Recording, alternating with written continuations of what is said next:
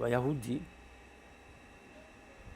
babatwerereye ibyaha bose muri rusange, ari abana, ari abakecuru, ari abasaza, ari abagabo bakuze, ari abantu beza, ari aba investigators, ari abanditsi b'ibitabo, ari abanyabwenge, ari abaturage bisangiwe, ari abaragira inka, ari abatagira icyo batunze, bose hamwe.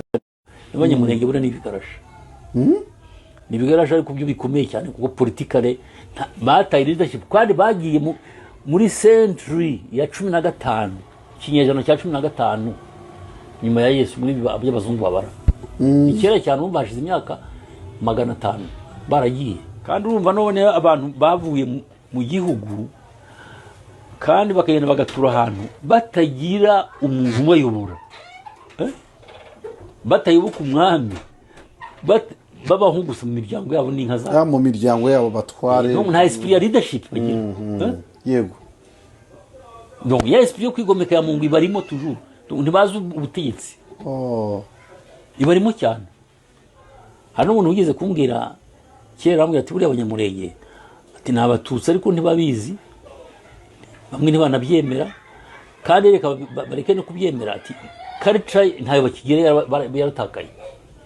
Ati bafite culture y'ababembe, bafite culture y'abashi, bafite culture y'abashi bo ariko n'abanyarwanda bo bafite culture nziza cyane. Ati ahubwo bafite y'abavira, urumva, y'abafurero, ati n'abantu basa ni kuri ariko n'abafurero.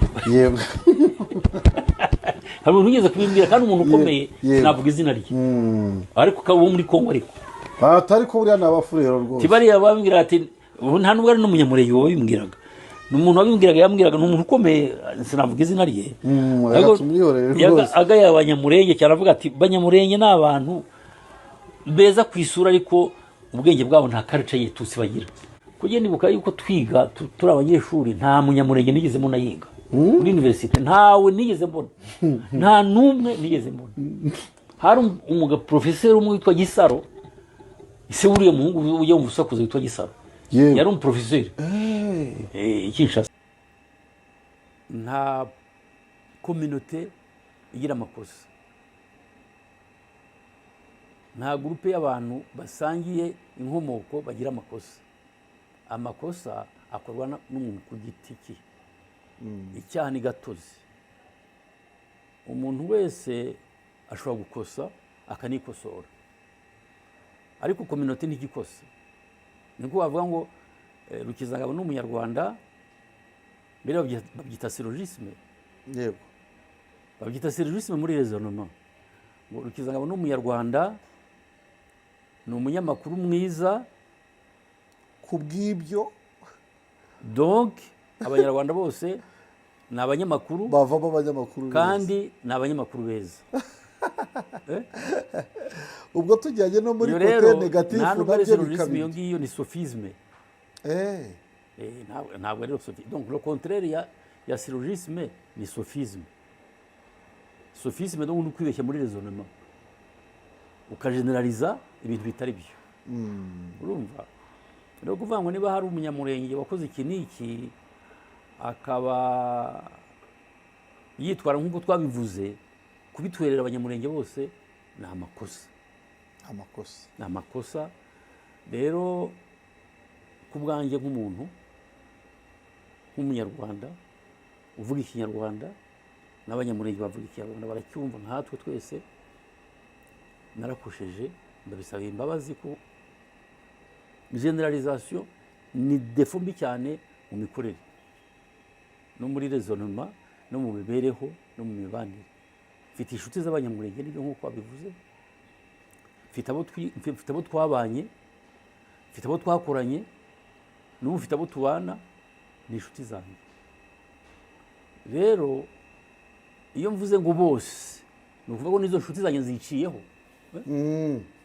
N'uwavutse uyu munsi, n'umwana mutoya uvuka kuri abo b'inshuti zanjye, wambonaga nk'umuntu w'umupapa ugomba kumufata neza nk'umwana, kumuproteja no kumuproteja, ababona yuko mbaye umubyeyi mubi.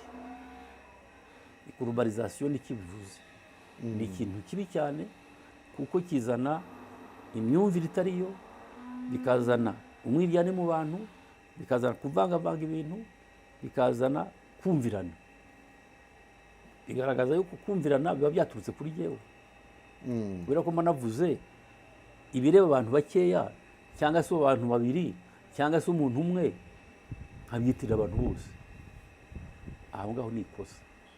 Rero abanyamurenge aho bari hose n'abanyarwanda bumva ikinyarwanda bose babimbabarire cyane. yego. kandi icyo navuga ni uko mu buzima bw'umuntu habaho ibyo bita gukosa. Ku bantu bize ikilatini baravuga ngo errare human est, used perseverare stultum est. bivuze ngo kwibeshya ni ibya muntu wese, nta muntu utakwibeshya, ariko gukomeza inzira yo kwibeshya ni ubucucu n'ubugoryi. yaba ari choice. icyo gihe waba wabihisemo. rero ntabwo kuba naravuze biriya, ushobora kuba hari impamvu ntagisubiramo nyinshi zaba zarabiteye, ariko ntabwo nabikomeza kuko nasanze atari byo. yego. abayahudi babatwerereye ibyaha bose muri rusange, ari abana, ari abakecuru, ari abasaza, ari abagabo bakuze, ari abantu beza, ari aba investigators, ari abanditsi b'ibitabo, ari abanyabwenge, ari abaturage bisangiwe, ari abaragira inka, ari abatagira icyo batunze, bose hamwe